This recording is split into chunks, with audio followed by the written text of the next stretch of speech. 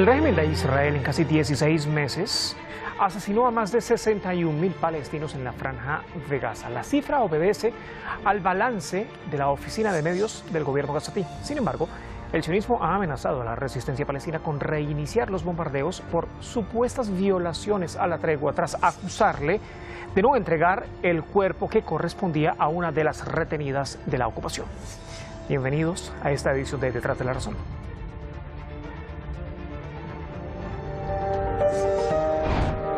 La resistencia palestina ha rechazado las más recientes amenazas del sionismo de obligar al grupo a pagar por sus supuestos actos, tras acusarle de violar el acuerdo. Rechazamos las amenazas lanzadas por Benjamín Netanyahu en el marco de sus intentos de mejorar su imagen. Era la respuesta a la intervención del premier del régimen y la advertencia a la resistencia tras acusarla de no devolver a la retenida de la ocupación Chiri Vivas. Actuaremos con determinación para traer a Siria a casa junto a todos nuestros rehenes, tanto vivos como muertos, y asegurarnos de que jamás pague el precio completo.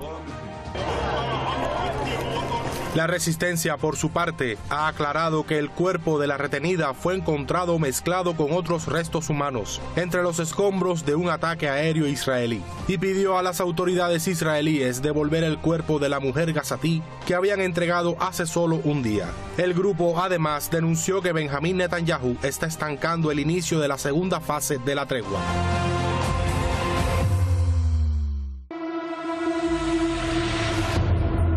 Aunque con la incertidumbre por el posible regreso de los ataques israelíes contra el enclave, los palestinos siguen llegando a lo que en algún momento fueron sus hogares.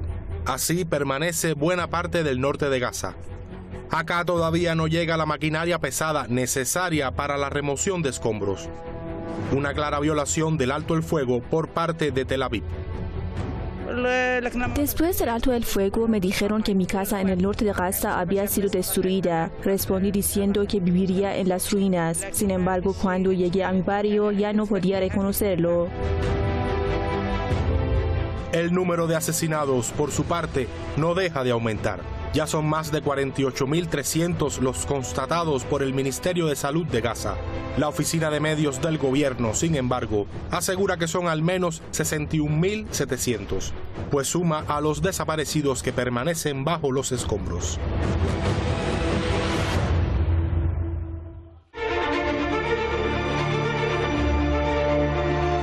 Un mes después de las amenazas de Donald Trump para expulsar a los palestinos de sus territorios, los líderes árabes se reúnen.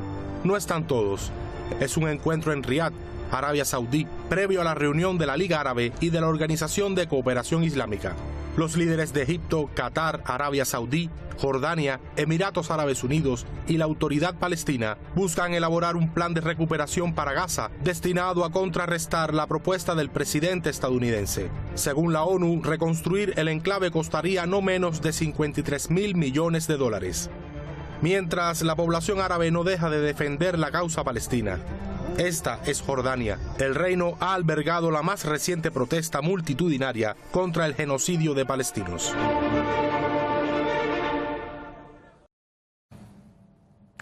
Vámonos de inmediato con los especialistas en la materia. Esta noche en esta edición de Detrás de la Razón nos acompañan para el análisis. Ya le ve en pantalla desde Pergamino, en Argentina, Cristian Lamesa. Es analista internacional, analista geopolítico, especialista en relaciones internacionales.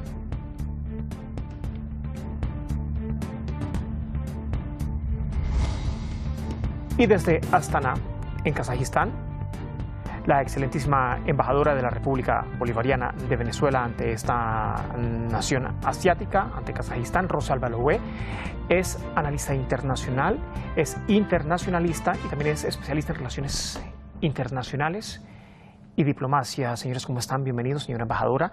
Buenas noches para usted. Cristian, buenas tardes para usted. Bienvenidos, buen viernes. Un gusto de esa invitación. Buenas noches. Gracias a los dos por acompañarnos. Hay información en desarrollo, información que está revelando la prensa internacional basándose en una reciente entrevista. Quiero comenzar con eso antes de ir con la entrevista, porque ahora Donald Trump dice que no impondrá el plan según la prensa que reseña esta conversación telefónica que tenía Donald Trump con la cadena estadounidense Fox News, que no impondrá el plan de toma de Gaza, pero lo recomendaría, y dice hasta el momento Donald Trump, o decía hace algunos minutos, estar un poco sorprendido de que Jordania y Egipto hubiesen expresado oposición a su plan de tomar el control de la Franja de Gaza y desplazar a los palestinos. Podremos comenzar con esto, si le parece, señora embajadora. Es un giro drástico esta política que está tomando Donald Trump, pero también estamos acostumbrados a un Donald Trump que llegó dando latigazos mediáticos a diestra y siniestra. Entonces, ¿esto no sería otra estrategia mediática? Bueno, por una parte, por supuesto que él sigue en su plan de impulsar una imagen de, por supuesto, el presidente estadounidense que llegó a lograr la paz del mundo, y eso es lo que él está tratando de generar a nivel de medios. Pero en concreto podemos decir que no es que dice una cosa hoy y mañana y ya unos días antes o mañana dice otra, simplemente que él está notando y está midiendo también las fuerzas y el posicionamiento de los países. En este caso, tanto Cisjordania como Egipto tienen ya varios meses insistiendo y fijando una posición al respecto, en donde no pueden permitir no solamente que convertirse en países que son receptores por la fuerza del pueblo palestino, sino que no pueden ser cómplices de un desplazamiento forzado, de aniquilar totalmente no solamente la población palestina en el territorio, sino de terminar de arrancarle a los palestinos el derecho legítimo de su territorio. Entonces generan un conflicto en el territorio de Cisjordania, en el territorio de Egipto, generan un conflicto en Egipto concretamente, pero a su vez lo que están es tratando de provocar que, abandonen las tierras que le pertenecen a Palestina porque nosotros vamos a hacer una ocupación. Entonces, ese es el discurso. Ahora podemos observar que la firme posición de los países de la Liga, miembros de la Liga Árabe, miembros de la Organización de Cooperación Islámica y los países del mundo, incluso las Naciones Unidas, exigiendo la creación de los dos estados, demuestran que hay una firmeza de más de 50 países, sumados a los países latinoamericanos e incluso la posición de países europeos, en el que están en contra de la posición de Donald Trump, en contra de ello, y no le queda otra a Donald Trump pues que dar un paso atrás y para poder avanzar y llegar a un punto de negociación, porque en este momento lo que puede generarse es un caos. Está advirtiéndose la región de un posible intento de los Estados Unidos de, yo venía usando a Israel, al Estado sionista de Israel, como un caballo de Troya para tomar posesión del territorio palestino. Ahora yo ya no necesito este caballo de Troya, ahora yo mismo voy a tomar el territorio con ese cuento de la reconstrucción. Entonces vemos, por una parte, un Donald Trump que sigue siendo un presidente mediático que quiere seguir llevando la batuta o dar la idea de que él es el que va a lograr alcanzar la paz mundial desde la visión estadounidense por encima de cualquier otra alianza, y por la otra pues también está dejando abierto el compás sin quererlo afirmar pues la posición de los grupos internacionales, de los mecanismos como lo es la Liga Árabe, como lo es la Organización de Estados Islámicos, como lo es incluso las Naciones Unidas y los distintos países del mundo manifestándose a favor y en defensa de Palestina y la solución al conflicto de la creación de los estados, de los dos estados, sin dejar de lado la importancia que implica que los palestinos ocupen su territorio y que al contrario puedan los que por estos 75 años por estos 75 años de ocupación ilegal puedan retornar a su tierra, pues cumplir ese gran sueño que tienen del retorno a su patria legítima, al territorio reconocido por el mundo, que es territorio de Palestina y de los palestinos. Reconocido internacionalmente. Hay nuevas amenazas, Cristian, por parte del sionismo para reanudar los bombardeos contra la franja de Gaza, pero ahora este giro de Estados Unidos, ¿cómo podría modificar un poco esto? Porque hasta donde se veía venir, no, hasta hace algunas horas, esto era más que seguro la retoma por parte del sionismo de los bombardeos contra la franja de Gaza, eso sí, agarrándose o amparándose de cualquier cosa para culpar a la resistencia palestina de violaciones del acuerdo del fuego, cuando el sionismo en esos 34 días, que va de la primera fase de la tregua, ha ejecutado no menos de 8 violaciones a la tregua por día. Sí, yo creo, siempre lo digo, la situación en Oriente Medio es muy intrincada, es muy opaca, hay muchas cosas que se escapan al análisis general. En este sentido yo creo que, y obviamente, como decía la señora embajadora Rosalba, por supuesto que en este escenario Donald Trump es una figura central, ha tomado una relevancia importante por los hechos y por los dichos. En el caso de los dichos, yo creo que hay que separar bien siempre las dos cosas, la retórica incendiaria que siempre tiene y caracteriza al republicano, que yo creo que siempre es para generar un efecto o desviar la atención. Yo creo que algo de eso tuvo que ver esa propuesta bastante inverosímil de la Riviera ahí en el Mediterráneo Oriental, y creo que era más que nada una apuesta, una amenaza de máxima, tal vez para generar esta reacción por parte de especialmente las monarquías del Golfo, los países más ricos de lo que es el mundo árabe y musulmán, para realmente tomar una decisión respecto a la reconstrucción de Gaza, que por supuesto tiene que ser algo que esté de la mano de una paz duradera, porque como también lo dijeron representantes de estos países, no tiene mucho sentido una reconstrucción si va a volver a ser bombardeado por Israel. En este sentido hay un hecho que me parece que hay que destacar. Nosotros históricamente siempre consideramos o tuvimos cierta certeza, creo que basada en la realidad y en los hechos, de esta sociedad totalmente inquebrantable entre los Estados Unidos e Israel. Yo hoy no sé si lo daría tan por sentado, por lo menos con la figura de Benjamín Netanyahu.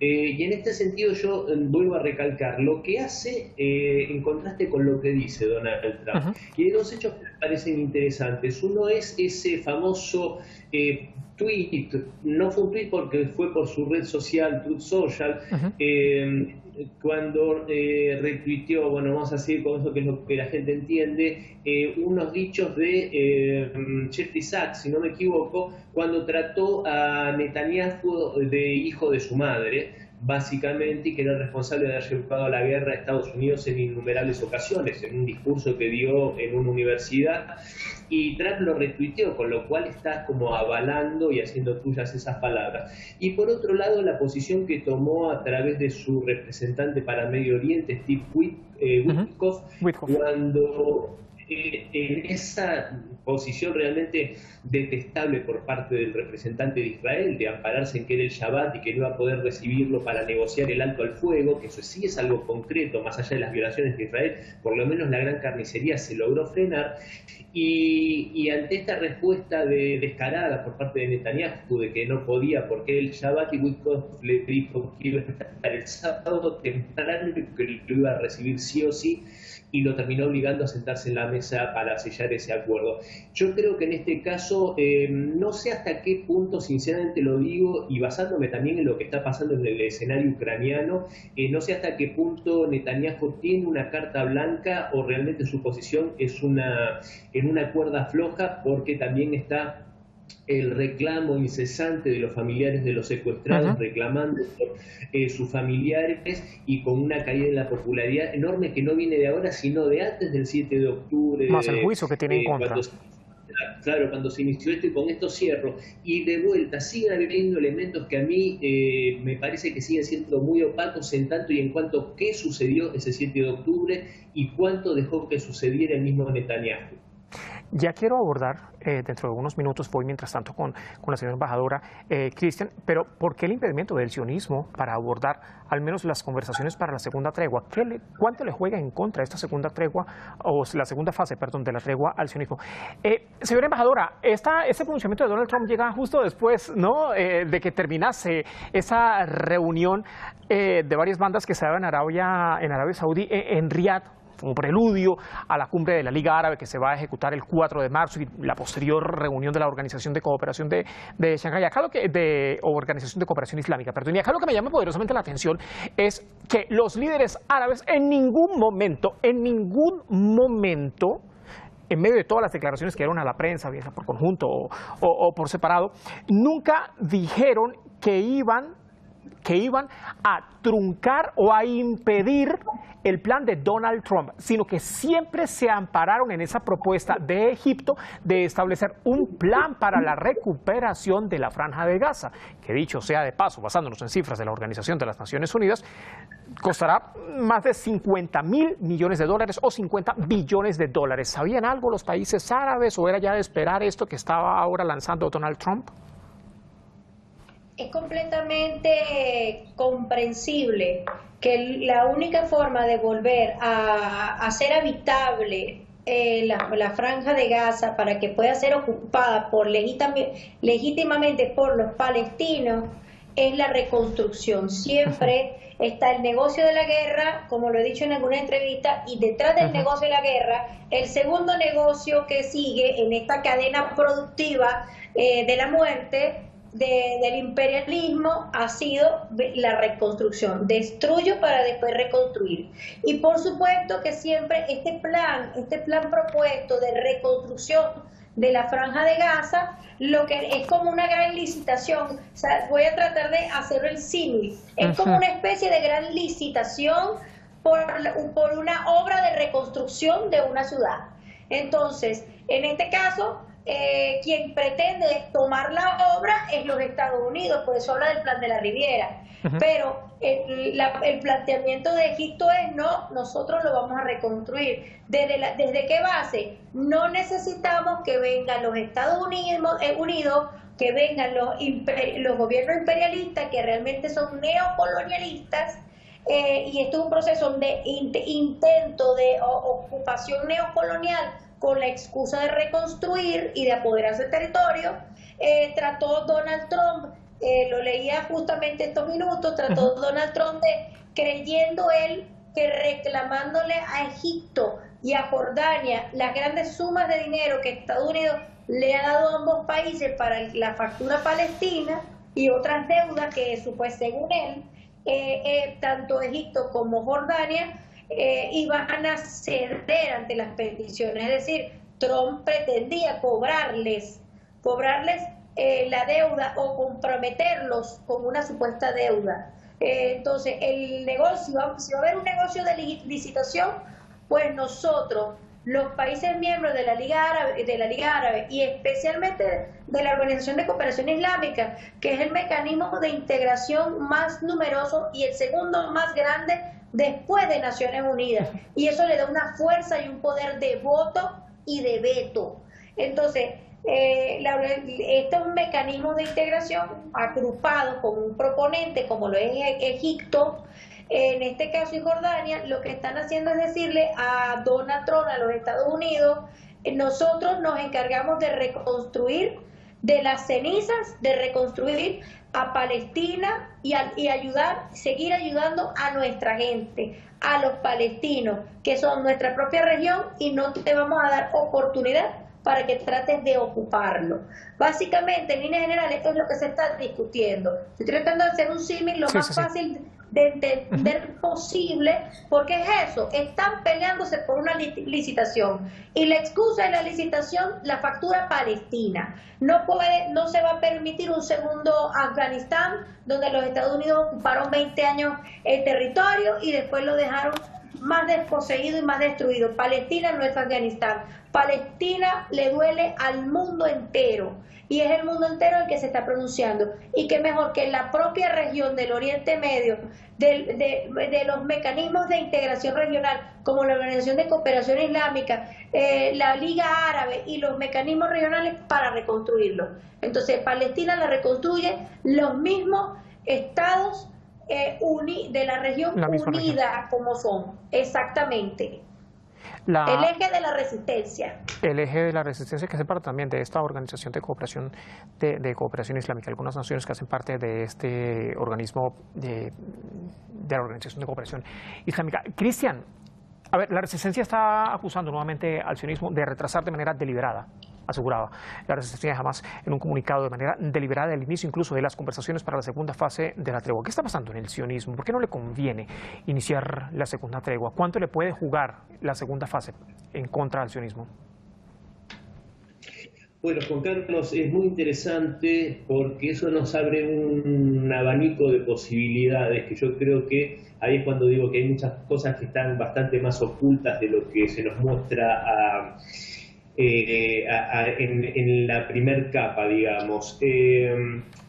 Yo creo que a Netanyahu le conviene y le sirve para puros objetivos mantener el conflicto. Yo cuando decía en mi intervención anterior esto de qué pasó el 7 de octubre, hay que recordar, y por eso yo lo decía, que Israel recibió una alerta de los servicios de inteligencia egipcios a través del ministro de Seguridad de aquel país, avisando que iba a pasar lo que pasó. También esto fue alertado por las jóvenes soldados israelíes que tenían, porque fueron asesinadas en esa misma incursión. Semanas antes venían avisando que se estaban haciendo unos preparativos del otro lado de la frontera que daba todas los signos que iba a haber una acción militar por parte de Hamás. Y estas advertencias fueron desoídas por los altos mandos israelíes. Entonces parecería ser que, y también yo me pregunto, por parte de Hamás, que hay que recordar, siempre lo digo, que Hamás viene de los hermanos musulmanes, Hamás, la integración y la consolidación de Hamás en Gaza fue favorecida por Israel para debilitar a Al-Fatah, y los hermanos musulmanes son una organización terrorista prohibida en Egipto.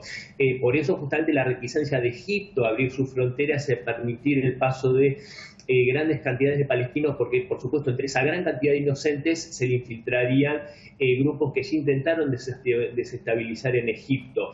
Entonces, yo siempre me pregunté cuál fue la finalidad estratégica y táctica por parte de Hamás en esa incursión. Generar después esta respuesta desproporcionada por parte de Israel, generar la muerte de estos más de 50.000 inocentes, mujeres y niños en su mayoría. Hay un vínculo extraño y con esto voy cerrando. Yo siempre recuerdo que cuando cae el gobierno de Bashar al-Assad en Siria, se congratuló Benjamín Netanyahu del triunfo de estos terroristas vinculados con Al-Qaeda y también felicitó jamás esa victoria, dando un golpe decisivo y muy duro al eje de la resistencia sostenido por la República Islámica del Irán y por Hezbollah, en contra justamente del apoyo al pueblo palestino. Entonces es muy intrincado y yo creo que acá hay una cosa, y con esto cierro, muy interesante. En el mundo de Medio Oriente siempre se soslaya un poco la participación de los ingleses, del Reino Unido, y es mucho más determinante de lo que creemos. Siempre se ve en la primera capa Israel, Estados Unidos, pero la participación de los anglosajones, británicos, es muy determinante y hoy hay un quiebre en esa sociedad entre el Reino Unido y los Estados Unidos. Hay una enemistad abierta, no solo también con Europa. Entonces yo creo que ahí es cuando creo que el panorama en Medio Oriente se vuelve mucho más impredecible y también mucho más interesante y requiere de un análisis mucho más profundo, saliendo un poco de la mirada tradicional. Bueno, y de momento al menos sobre el terreno. Esta tregua pareciera continuar hasta tanto, bien sea por la extensión que pretende ejecutar el régimen de Israel, una extensión de 2 semanas después de dado el plazo de los 42 días que debería en teoría durar esa primera fase de la tregua. Pareciera que al menos se mantendrá por los pocos días que quedan por venir para la franja de Gaza en medio de esta frágil, de por sí frágil tregua que hace parte del cese del fuego que fue pactado hace más de un mes en Doha, en Qatar, entre la resistencia palestina y el régimen de Israel. Señores, muchísimas gracias. Se nos termina el tiempo. Agradecido con ustedes. Que estén muy bien. Hasta la próxima. Tengan buen fin de semana. Bueno, para mañana, información que se espera. Para mañana sábado está pautado el 7º intercambio de la resistencia palestina, que entregará a 6 retenidos israelíes, y el sionismo por su parte ha anunciado que dejará en libertad a 602 presos de conciencia palestinos. 50 de ellos estaban sentenciados a cadena perpetua, 47 habían sido arrestados nuevamente luego de haber sido liberados y 445 restantes eran prisioneros de la Franja de Gaza que fueron arrestados después del 7 de octubre de 2023. Será hasta la próxima. Tenga buen fin de semana.